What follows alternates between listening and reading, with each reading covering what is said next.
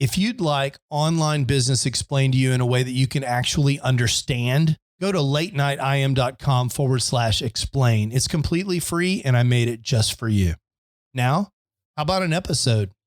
Episode 158. Late Night Internet Marketing. This week on the Late Night Internet Marketing Podcast, it's Thanksgiving. So we're going to talk about all the things that you should be grateful for in your business. And not only that, why being grateful and expressing gratitude is really a key strategy for your business. All this and more on the Late Night Internet Marketing Podcast.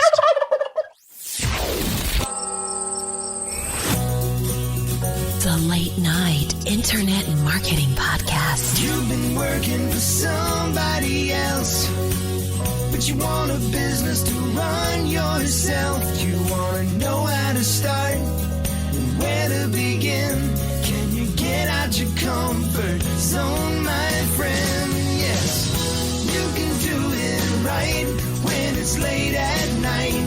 At the end of the day, your dreams burning inside. So keep it up and you will find that you're building your business one night at a time. And now, broadcasting late at night from a little studio in the big state of Texas, your host, Mark Mason. All right. How is everyone doing? I hope you are having a fantastic Thanksgiving. For those of you that are outside the United States, and I know that's a lot of you, this week, and particularly Thursday of this week, the 22nd of November, is Thanksgiving here in the United States. Now, this is a traditional holiday. Some people argue it's the most important and popular holiday in the United States. It dates back to the 1600s when settlers here in the United States around Plymouth, Massachusetts, celebrated with the local Indians. Now, you know, that's a really controversial topic. We call them Native Americans now for political correctness, but basically, you know, we invaded this country, but now we have a holiday around this idea of celebrating the harvest, the feast of the lands, and being thankful and grateful for that. And it's a huge, big deal here in the United States. And we do it every year. The national Thanksgiving holiday actually came around almost 100 years later. George Washington was involved in calling for that holiday because he wanted to commemorate the end of the Revolutionary War when this country broke away from Great Britain and celebrate the ratification of the Constitution. So really cool. So a little history there for you for Thanksgiving. Again, if you're not from this country, the main staples that you usually hear about around Thanksgiving are turkey. We eat turkey and we eat things like pumpkin pie and stuffing, which is like this bread filling that a lot of times is baked inside of the turkey. Got to be very careful about getting that stuffing to the right temperature so that no one at your Thanksgiving table dies from salmonella poisoning. And, cranberry dressing, pumpkin pie, stuff like that. We all eat too much and it's a good time. We also play a lot of football during Thanksgiving. And in fact, the Dallas Cowboys, my football team, traditionally play on Thanksgiving. And so we usually sit around as a family and watch that. But it's all about being thankful. And so the question that I have for you is, and it's a question that I posed in the Late Night Internet Marketing Facebook group, what is it that you have to be thankful for specifically regarding your business? What things are going on in your business, or what do you have as a result or get to do as a result of your business that make you really thankful? Sometimes the answers are obvious. A lot of people with online businesses, they're thankful that they're able to stay home with their kids or do whatever it is that they do, or the reason that they have the business in the first place. They're thankful for that. I think a lot of times, for example, I'm thankful for 3 or 4 major things. One of them is the relationships that I've built as a result of this business. That's very high on the top of the list. The guys in my green room mastermind, Cliff Ravenscraft, Leslie, Pat, those guys, Mike, Ray, I'm thankful for that. Every week when I get to talk to those guys, I'm reminded how special what a special result has come of my internet business. It's really cool. And I'm sure that you in your internet business have met people that you enjoy, or I'm sure you will meet people that may become your lifelong friends. And so that's one of the really cool things about internet business is that it opens up opportunity to meet people, and not just people that are also in your industry, but it also opens up people that you can meet through the work that you do. Listeners of this podcast come to mind, and I recently got the opportunity to actually meet a bunch of them face to face at Cliff Ravenscraft's event out in Tennessee. Very thankful for those relationships. Thankful for the opportunity to help people. And maybe that really is the largest thing for me. I really love those emails when they come in and they say, Mark, the podcast that you did here, or the blog post that you did here, or the advice you gave me here made the difference and got me to the next level, or got me to the next thing, or helped me get past somewhere where I was stuck. And now I'm able to better accomplish my goals, help my family, whatever it is that those people need to do. So I'm very grateful for those things. I think the typical way we think about gratitude is we think about what we call additive gratitude. So what is possible now because of something, what has been added to your life because of something. But I think it's also useful to think about subtractive gratitude, to think about what would be missed if this was not possible. What things would you have missed out on? And for me, one of the subtractive things is I love to learn things. And one of the cool things about internet marketing in general is that it's just always changing. So there's so much to learn. And if I had not had the opportunity over the last 10 years to learn about internet business as it has changed itself and really changed commerce in the world, in the modern world, literally the modern world has been changed by e-commerce. Imagine a modern world without Amazon, or a modern world without websites. That's all happened in the last 20 years. So the fact that I've been working on this for most of that time is really exciting for me. And I would have missed out on all of that without my internet business. So what are you grateful for? I'd like to challenge you to think about the things that you are grateful for in your business, and why. I think, okay, Mark, so fine. So you're grateful. Great. I'm busy. I got stuff to do. I got a podcast to get out. I got content to create. I've got I've got a Black Friday sale I'm working on. Why should I spend time on gratitude? It seems like a waste of time, frou, blah, blah, blah. And, I like to talk about mindset and things like that, but there's actually real science behind the benefit of gratitude. And in fact, there's a great article in Psychology Today. I'll try to remember to link to it in the show notes, that talks about the benefits of gratitude that have been substantiated by actual medical studies, like real scientists doing real work in real universities and research centers around the world have found proven scientific benefits. A couple of them I think are pretty obvious. For example, it's scientifically proven that having a mindset of gratitude can improve your psychological health, because when you have sort of a gratitude first sort of mindset, or when you shift your thinking to a way of thinking that's based, in gratitude, it naturally shifts you away from negative thinking, or what Zig Ziglar used to call stinking thinking, right? It gets you out of that. And there are measurable psychological benefits where you can impact your psychological health. So if you're a person who gets the blues, and I'm no psychologist, right? So your mileage may vary here, but if you're a person who's feeling down, or, just isn't feeling very motivated at times, I think spending some time with understanding what you're grateful for can really help your psychological situation.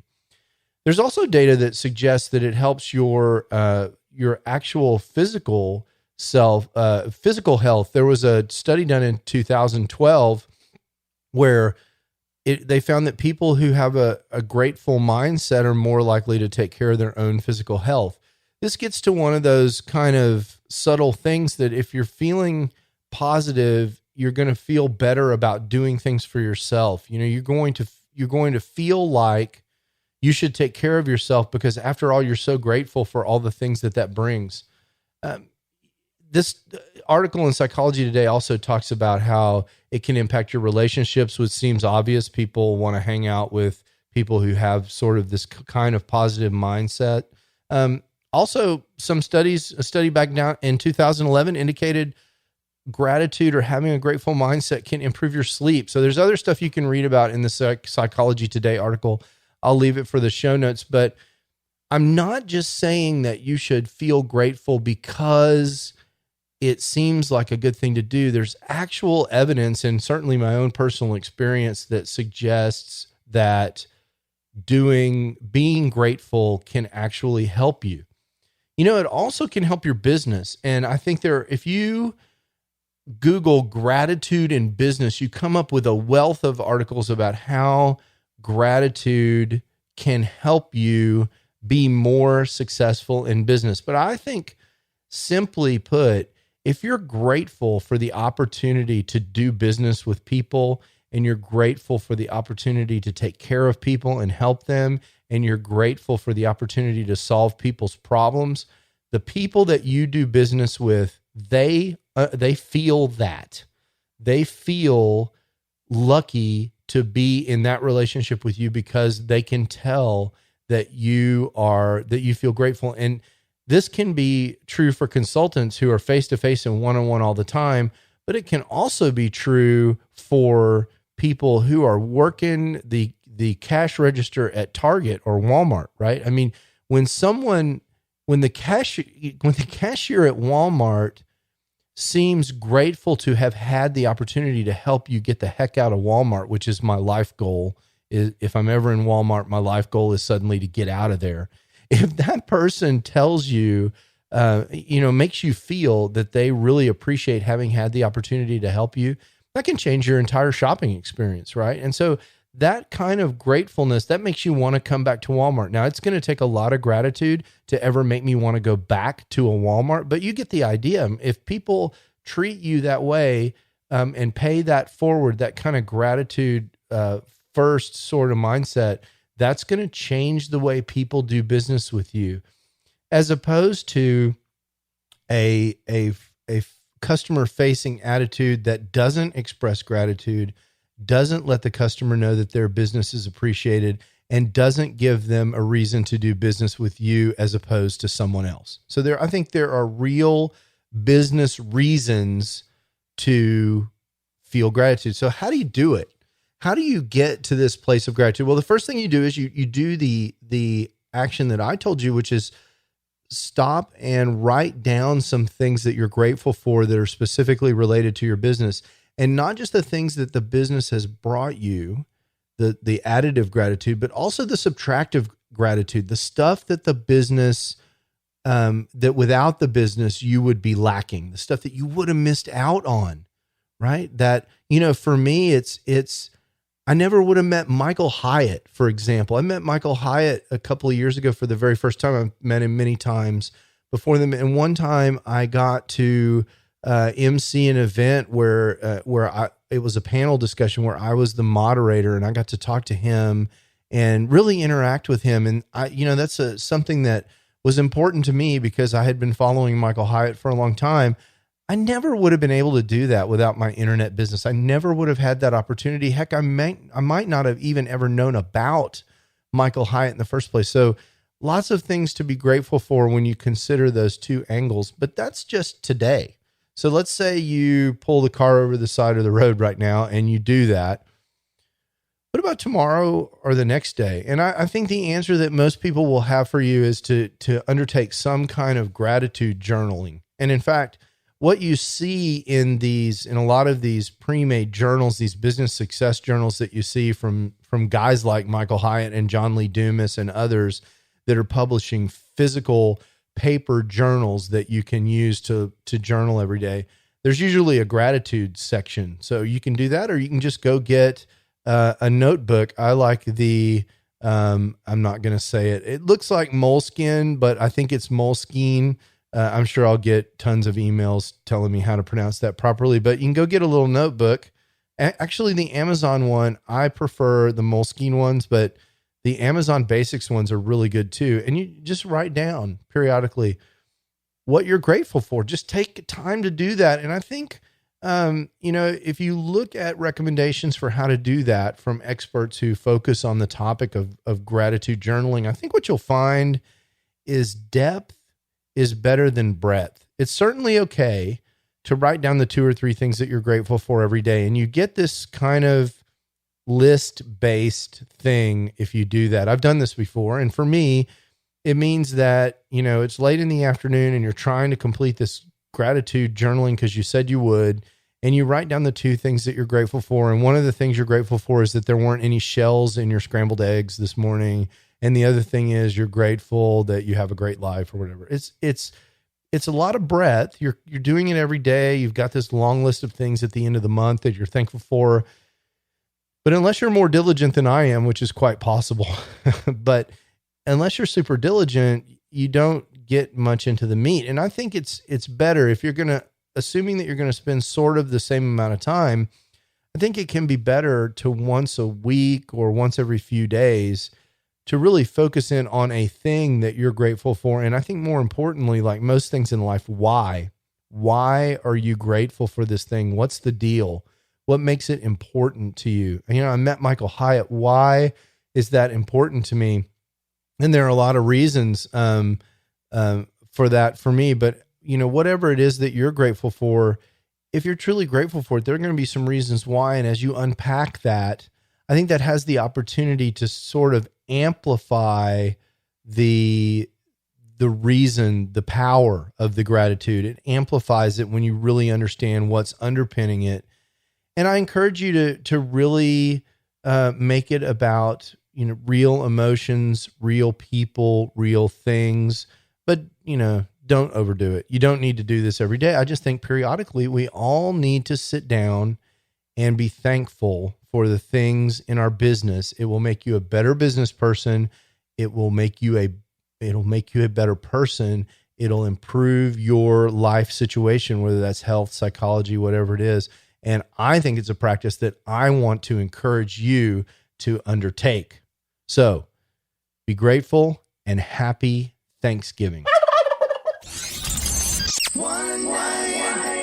It's time to get to work building your internet business. One night at a time. One night at a time. So as I mentioned in the last episode, I've been working on, or my intention is to create revenue as part of an Amazon business to see if I can meet my own challenge. I've been getting ready to do that. It's taking me a little longer than I anticipated to get turned around to that, but I've been starting to do some things. And one of the things that I've been doing is clearing out some old inventory that's at Amazon that I no longer, that I hadn't been able to sell, I guess is the right way to say it. And when I say I hadn't been able to sell it, it hasn't sold in general because for whatever reason, the price that I had set for those products was higher than what the competition was selling the products for. And the way the Amazon buy box works, whenever your price is substantially higher than, and by substantially, I mean a few percent higher than the competition, Amazon will not award you the buy box. So what are we talking about? Now, I talked to you about this wholesale approach before. And what we said was you send stuff on Amazon. Let's say you're going to sell blue widgets and you want to buy blue widgets from a blue widget wholesaler.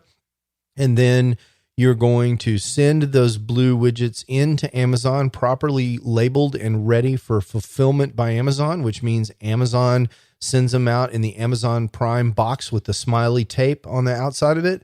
And they ship it to your customer for you. And for that, they take a commission for the sale and they take a price, or they take a fee rather for the delivery, the fulfillment charges.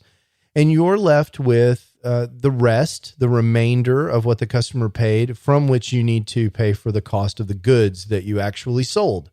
So the issue is, how is it if there are 5 people selling blue widgets that you get to sell yours? Why don't all the blue widgets get sold by the other 4 guys? And the way it works is Amazon does something called buy box rotation. And if you have a product available that other people are also selling, and if your price is the same as or very, very similar to, within a few pennies, the lowest price, and if you are a seller in good standing offering Prime, so if you're selling from Amazon, you're offering Prime automatically. That is to say, if you're having Amazon fulfill your order, that's automatically Amazon Prime eligible.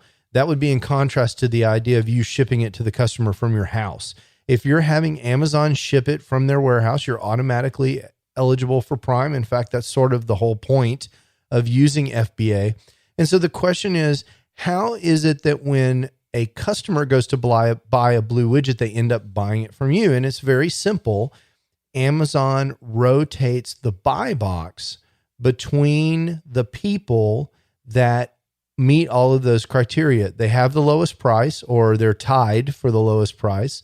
They are a seller in good standing, which gets them on the list, and they're offering Prime. In other words, they are, they're using Amazon FBA. So those are sort of that's all the criteria you need to meet. So if there are 1,000 blue widgets sold every month on Amazon, and there are 5 people selling them, that means on average, you're going to sell about 200, or 1/5 of the blue widgets on Amazon, provided that your price is the same as everyone else's price. So probably you've noticed that the price of things on Amazon can change.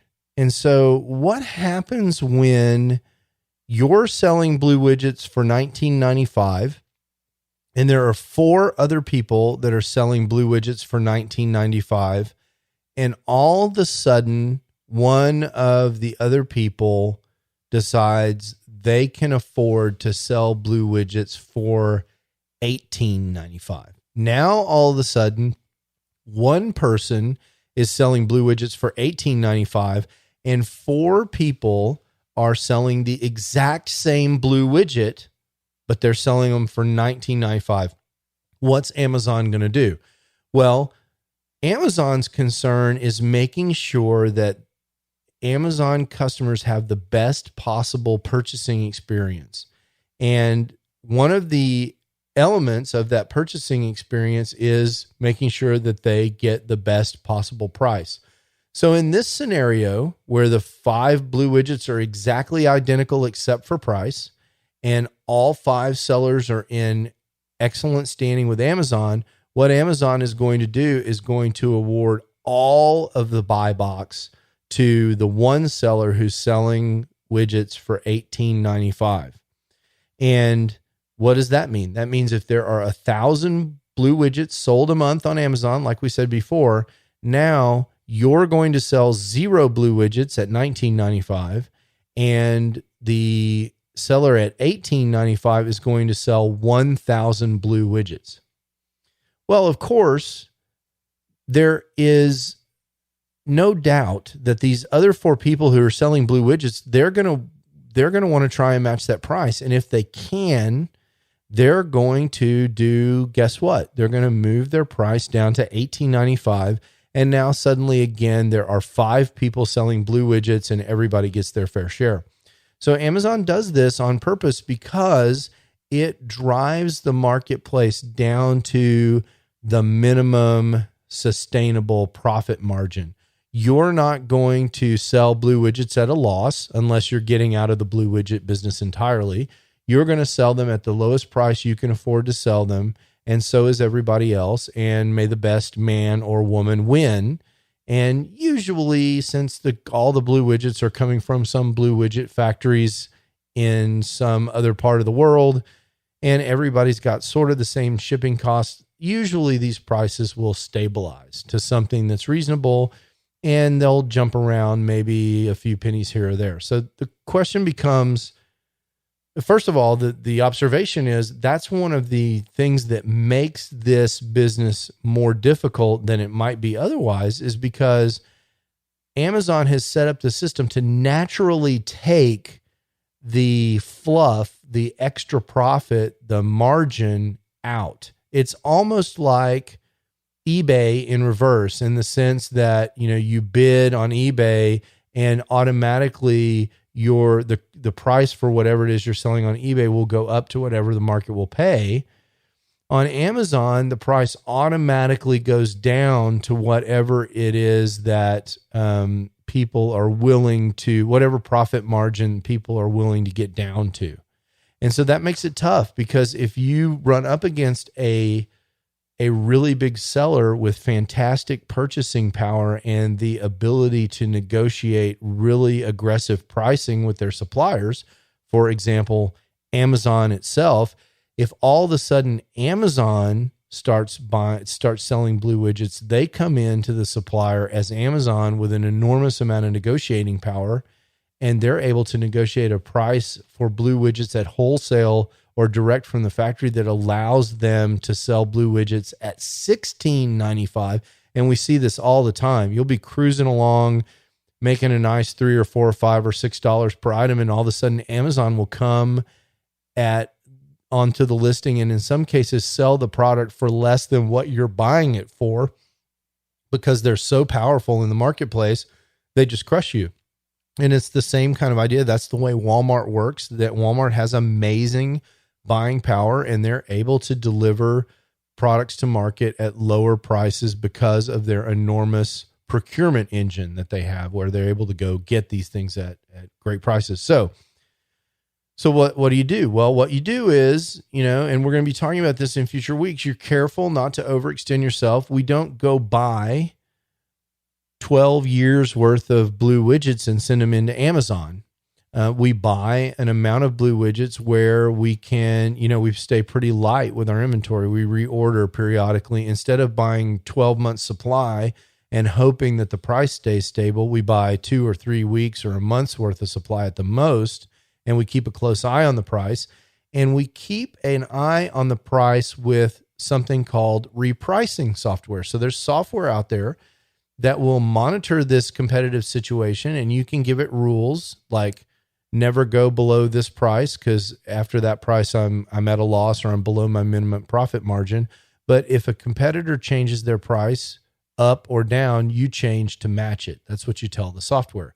And you can see this in action. You can see these repricings going on by looking at a tool called Keepa. And I'll put this in the show notes. If you go and download Keepa, it's a Chrome extension that you can add to Chrome.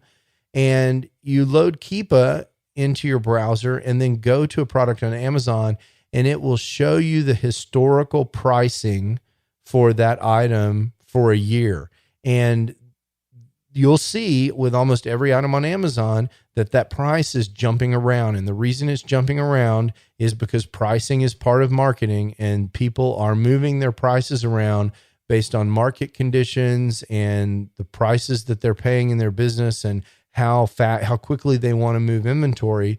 They're moving their price around on Amazon to try, in general, to get more sales or make more money, right? That's what they're doing. And there's automated software that helps you do that. And so these pricing tools are a big part of Amazon's strategy, and something we'll be talking about in future episodes. So what I found when I looked at my stuff is I've got some old products on there where I set the minimum price at a point that my repricing software was never able to get low enough to sell that, because I didn't want to sell at a loss. So these are, in general, there are things where I made a bad purchasing decision. I bought something at what I thought was going to be a good price, where I thought I was going to make money. And in general, the market collapsed or the pricing collapsed. And in order to sell that inventory, I'm going to have to sell it at cost or maybe at a small loss to liquidate it. So this week I'll be working on that. That's my main thing, is to get that inventory moving and order new inventory. and start getting the machine going so that in January, I will be really back on the revenue trend, hopefully hundreds, if not thousands of dollars a month in Amazon inventory by January or February. So that's sort of where we are on that. That's Amazon pricing. If you have any questions about that, I'd love for you to drop me a line on the show notes at latenightim.com/158, or even better, you can join the Late Night Internet Marketing Facebook group. If you're interested in this business model, this is one of the things that we talk about in there. It's been a little quiet lately, but I try to answer every question that is posted there in the group, and you can find that at latenightim.com/FB group. Okay, it's almost Thanksgiving here in Dallas, Texas. I hope you guys have a fantastic day, and we'll talk to you soon. Ciao. You can do it right when it's late at night. You've been listening to the Late Night Internet Marketing Podcast. Be sure to visit latenightpodcast.com today to leave feedback for Mark. Download special bonus content, access the show notes, and more. See you there. Until then, go and make some great progress on your internet business. One night at a time. One night at a time.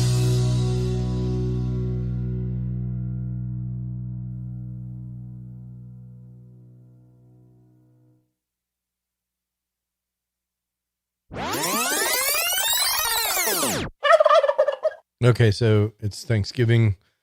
I've already gone longer than I should. So just a few quick Thanksgiving jokes because, you know, I'm such a great comedian. First one, why did the turkey cross the road? You don't know, do you? Well, it's because it was Thanksgiving and he wanted people to think he was a chicken. Yeah, it's good, isn't it? Yeah, I know. I knew you would like that.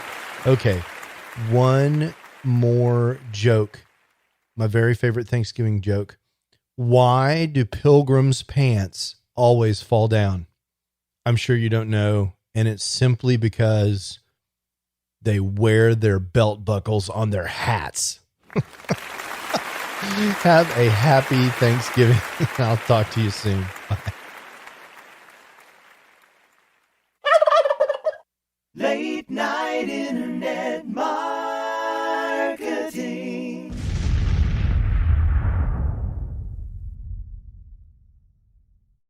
Hey, it's Mark again. I wanted to tell you one more time about this absolutely free resource that I have for helping people who are trying to get the big picture for internet marketing, actually get started and understand what all their choices are.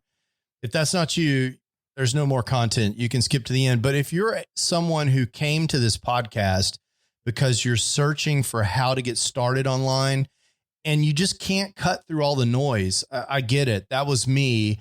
In 2007, when I was trying to get started, there were so many people throwing offers at me that I really couldn't even understand what all the different business models were. I couldn't understand how money moved around on the internet, and I couldn't really get a grip on what direction I wanted to go in so I could figure out how to move forward.